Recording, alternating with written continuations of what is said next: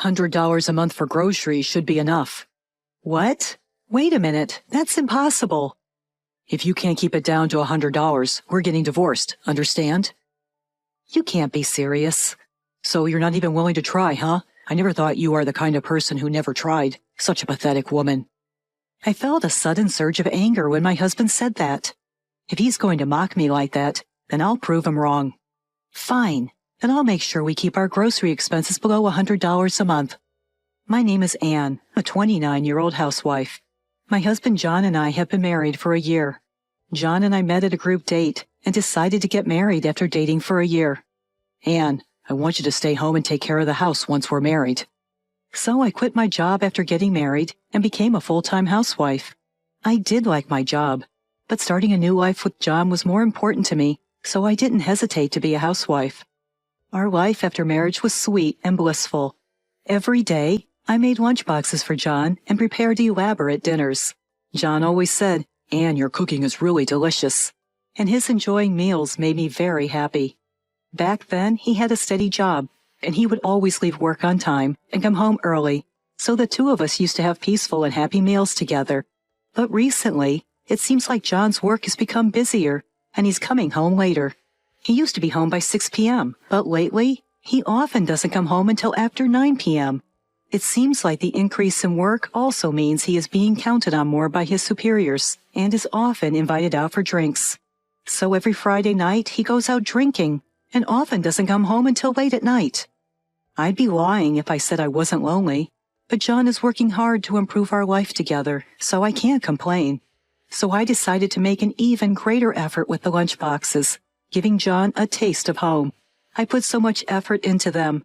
They looked like something you might buy in a department store, so I started making an extra one for myself to eat for lunch, just knowing I was eating the same lunch as John, around the same time during his lunch break, made me feel like we were having a meal together, which was a great comfort. I sincerely hope that my homemade lunchboxes can bring some comfort to my husband, even if it's just a little bit.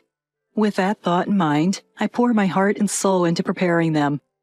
John seemed to notice the changes in the lunches, and after coming home, he would cheerfully say, "Lately, you've been making such extravagant lunches for me.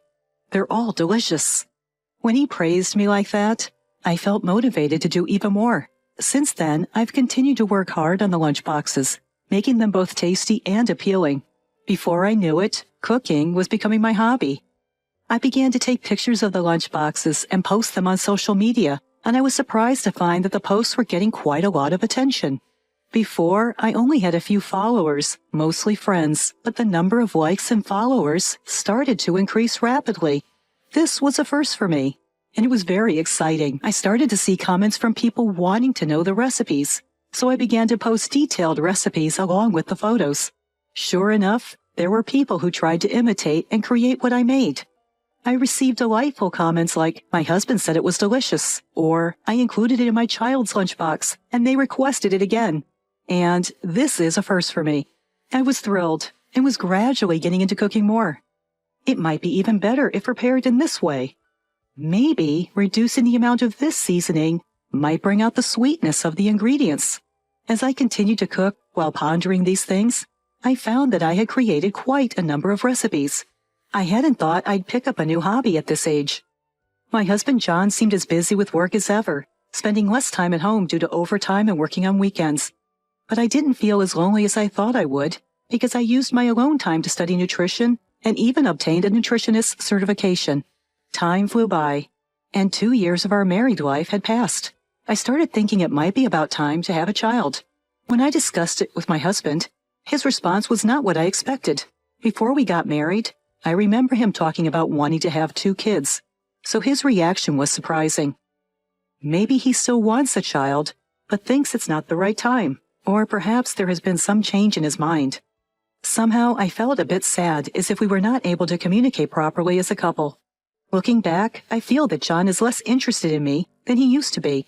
Our intimate nights have obviously decreased, and even when I try to initiate, I get turned down with excuses like, "I'm tired, sorry." He also stopped giving feedback about the lunchboxes I put so much effort into making. I felt increasingly lonely, wondering if this was the so-called marital doldrums. One day, amidst all of this, My husband made a surprising remark. Anne, aren't you overdoing it with these elaborate dishes? Huh?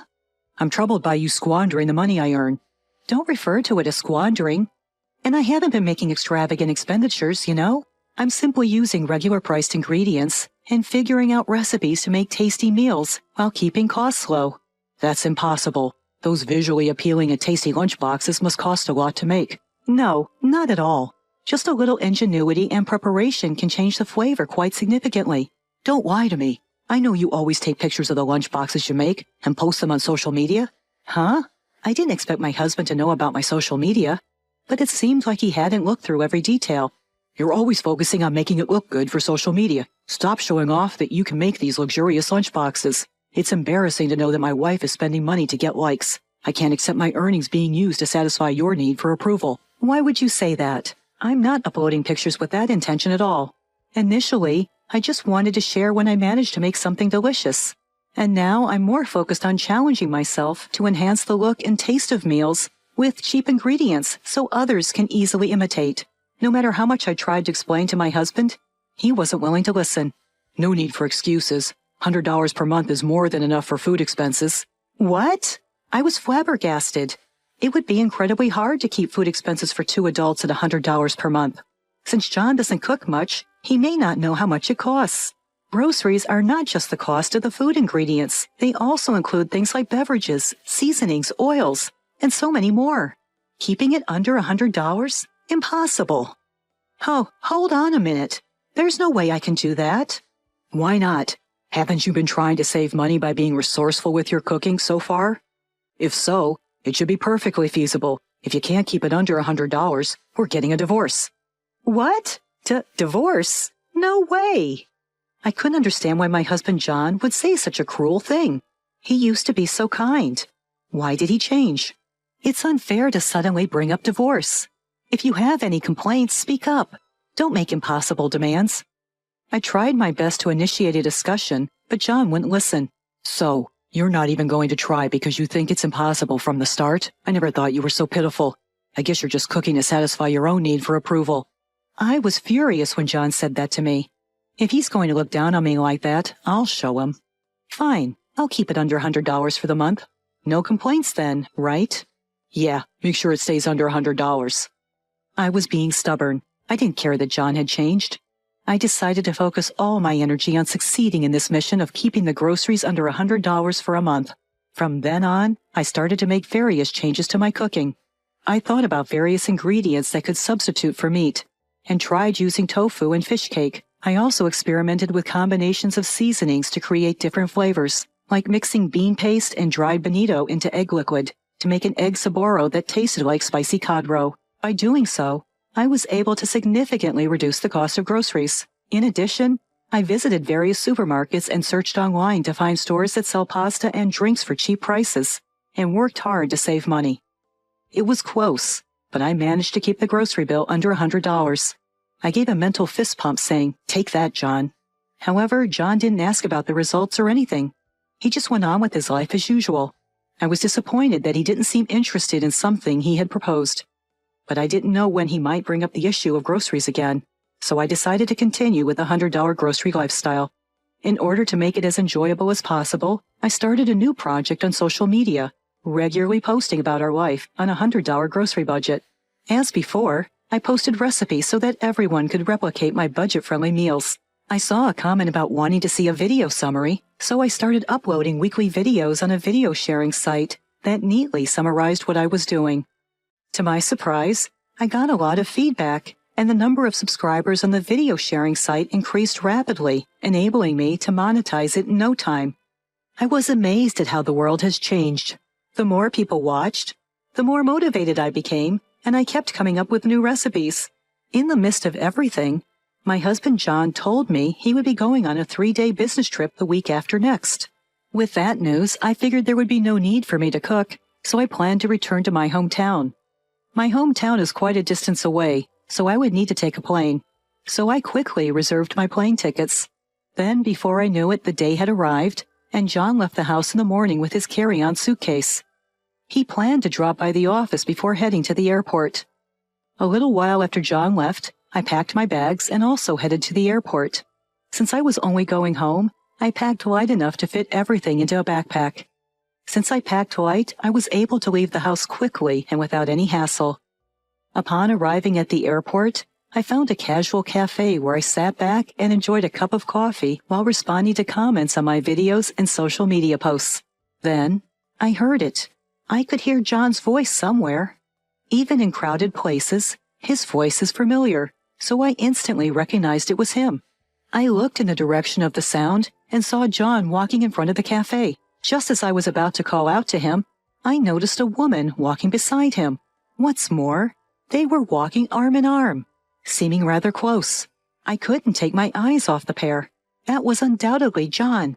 Is he having an affair? Was the whole business trip a lie? I was so shocked by what was happening right before my eyes that I was rooted to the spot for a while. My flight was due, so with a heavy heart, I boarded my plane and went home. My parents warmly welcomed me, but noticed my downcast expression and asked me what was wrong. My parents expressed their anger at John, saying what a jerk he is. That lightened my mood a little. After that, I decided to put John aside and enjoy my time at home. My mom's cooking was delicious, and it reminded me of when I first started living alone and worked hard to recreate her taste in my own cooking. After some much-needed relaxation at home, I returned to our house. Immediately upon my return, I hired a private investigator. I had never been more grateful for my advertising income from my social media. A few weeks later, the investigation results came in. In short, John was having an affair. It seems that his mistress was a junior at his office. Furthermore, after investigating in detail, it appears that their relationship had been ongoing for about 6 months. That timeline coincided with when John started working overtime and on weekends more frequently. Could it be that he was spending too much money on his mistress, and that's why he asked me to save on groceries? Thinking this, everything made sense. An intense rage against John welled up within me, pretending to be frugal when all he wanted was to increase the money he could spend. The audacity. I decided to take some action against John. From the next day, I stopped cooking for him. Huh? Where's my lunch? It's too tough to keep food costs down to $100, so I stopped making it. Here, figure something out with this. Saying that, I handed over $2. Huh? What am I supposed to buy with this? You can buy a convenience store rice ball, right? And maybe a ready-made sandwich or something. With the remaining change, you can get some cheap coffee at the office. Just about making ends meet. Don't joke with me. Can I satisfy my hunger with this poor meal? Even if it's $100 a month, we should be able to use a bit more. Nope, that's still barely scraping by. Spending $2 5 days a week for a month already takes up $40. You'd need to prepare a month's worth of dinners with remaining $60. Well, you could get by if you have instant noodles for dinner every day. Are you kidding me? If I keep having such unhealthy meals, I'll get sick. But if we don't stick to instant noodles around $1.50 each, we can't fit within $100. $1.50 for 30 days is $45. Add that to lunch, and you're already at $85. Then you've got to keep your monthly beverage expenses within $15. Once I explained this far, my husband John finally seemed to understand the difficulty of keeping food expenses within $100. Hold on a sec. So you're saying the lunch and dinners you've been making so far exceeded $100? No, I managed to keep it within $100 through my efforts. Then why don't we just continue that? No way. You and I are strangers now. That's why I'm teaching you how to manage food expenses on $100 without me. What? What do you mean? I thrust divorce papers at my surprised husband. Divorce? Why all of a sudden? It's not sudden. I've been preparing ever since I found out about your affair. Upon hearing this, John turned pale. What affair are you talking about? Pretending not to know won't do any good. I showed him photos proving the affair. I had these investigated and got the evidence. Now there's no escaping it. I'm asking for a divorce and compensation. John was dumbfounded with his mouth open. He probably hadn't expected to get caught. But still, he tried to argue back, perhaps because of his high pride. Sure, I may have had an affair. But won't you be in trouble if we divorce? You were a housewife. How will you get by once you're on your own? Your family is far away. What are you going to do? Wouldn't it be better to forgive your husband's one mistake and continue our married life? I was astounded. What a jerk he was to say such a thing. Sorry, but I have quite an income now. Huh? The social media posts you look down on have led to various work opportunities for me. I also get substantial income from ad revenue from my video posts, and I'm about to release a book of money-saving cooking recipes. Recipe book? You're releasing a book? To tell you the truth, I'm earning a lot more than you are, so I'm not worried about being alone. Really? John thought I was just a housewife and has been looking down on me. He was shocked in various ways when he found out I was earning more than him. He was no longer able to say anything and was looking down. Just fill out the darn divorce papers, will ya? If you put up a fight, I'm game for anything. I said that as I grabbed my bags that I had packed in advance and hightailed it out of the house. Afterward, through a lawyer, I communicated with my husband and the divorce went through without a hitch. I also managed to get alimony for my ex-husband and his mistress. Word spread like wildfire through his office about his affair because one of our mutual acquaintances works there. Folks are giving my ex the cold shoulder for betraying his wife, who packed him a loving, homemade lunch every single day. The mistress couldn't take the pressure and quit her job. My ex is apparently strapped for cash because of the alimony and money he showered on his mistress. He can't quit his job, so he kept working at the same company, dealing with an awkward atmosphere at work. On the flip side, I moved into a lovely place with a state-of-the-art kitchen, and I'm cooking a lot more. My recipe book got published, and sales are through the roof. I plan to keep cooking a bunch of dishes and live a fun-filled life.